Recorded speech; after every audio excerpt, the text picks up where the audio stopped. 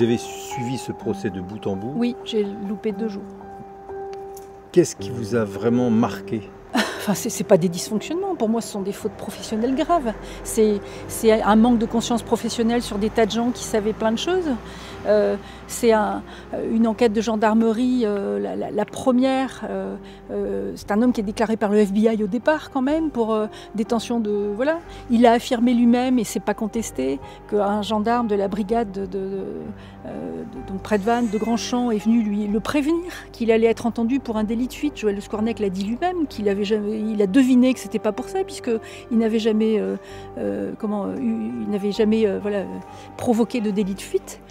Donc bon, il y a eu un gendarme qui l'a prévenu. Bah, ça, on le sait, c'est dit dans le procès. Bon. Ensuite, quand les gendarmes viennent, ils ne trouvent rien.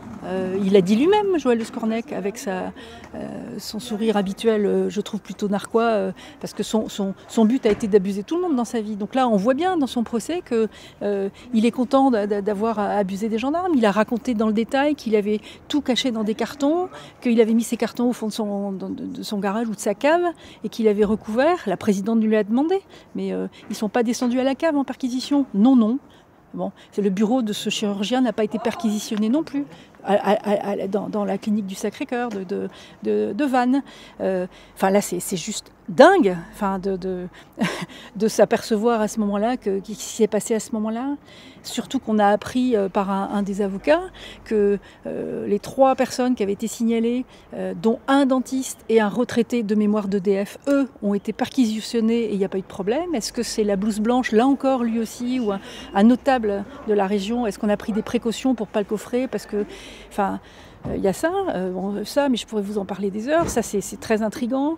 En effet, pourquoi au niveau de l'enquête, ils se sont basés uniquement sur les carnets de Joël Le Scornec pour aller chercher les victimes, alors qu'il suffisait de demander, alors qu'ils avaient dans tous les carnets, en effet, nom, prénom, date de naissance, qu'il suffisait d'appeler je crois, de faire une réquisition et d'appeler la sécurité sociale pour savoir par qui ces personnes avaient été opérées. Enfin, on a quand même des fichiers en France. C'était super simple.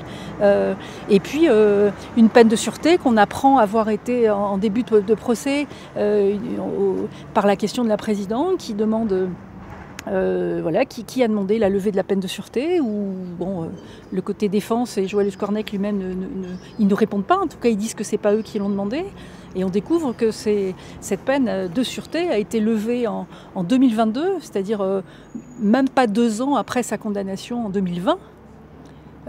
Par une personne, semble-t-il, du tribunal de Saintes. Le vice-procureur. Le vice-procureur, qui a été dit en tout cas en audience. Ça a paru en effet gênant, puisque c'était à la fin du dernier interrogatoire, je crois qu'on l'appelle récapitulatif de l'accusé. C'est une jeune avocate qui vient dire, écoutez, voilà, le vice-procureur a levé votre peine de sûreté sans entretien, puisqu'il semble-t-il, il y a une règle pour lever une peine de sûreté, et on peut la comprendre même en tant que simple citoyen, qu'avant de lever une peine de sûreté, puisqu'en général, quand une peine de sûreté est prononcée, c'est qu'il s'est passé des choses de graves quand même. La présidente a dit que ce sujet avait déjà été abordé, et que c'était pas... il semblait qu'il ne fallait pas s'étendre, on va dire, sur le sujet. Moi, c'est ce que j'ai perçu. Et l'avocat de la défense, là, a eu des propos surprenants. La défense n'a pas été embêtante durant le procès. C'est étonnant. Est-ce que ça laisse penser que cette jeune avocate qui pose une question serait une question embêtante? Enfin, c'est très intriguant. On apprend quand même dans le procès, avec beaucoup de professionnalisme de la part de la présidente et de la vice-présidente, c'est qu'en effet, un jugement peut être donné, donc une peine peut être prononcée, mais peut être réduite par une autre personne. C'est-à-dire qu'un tribunal va décider au nom du peuple, c'est ça, va prendre une décision au nom du peuple, mais ce n'est pas ce tribunal-là qui va venir lever la peine de sûreté, ce qui paraît, là encore, on a vu dans le procès des tas de choses qui sont juste dingues dans nos textes et dans nos fonctionnements, mais là, si ça s'avère être vrai qu'une seule personne, sans avoir eu d'entretien particulier, voire même peut-être un entretien qui était obligatoire, qui n'a pas été mené, c'est gravissime pour le grand pays qu'on est, qui officiellement est une grande démocratie. C'est quand même profondément inquiétant. C'est un fiasco.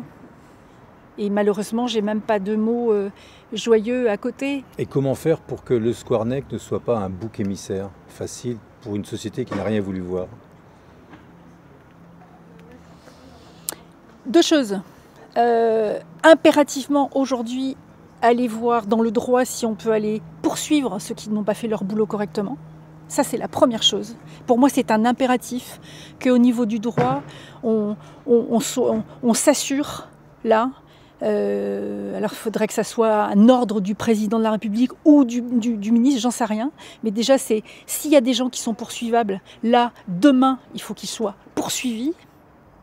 Et si on s'aperçoit que nos textes ne permettent pas de poursuivre les gens qui ont merdé, comme disaient certains avocats, depuis 30 ans, c'est que là aussi, dès les mois prochains, les lois doivent bouger.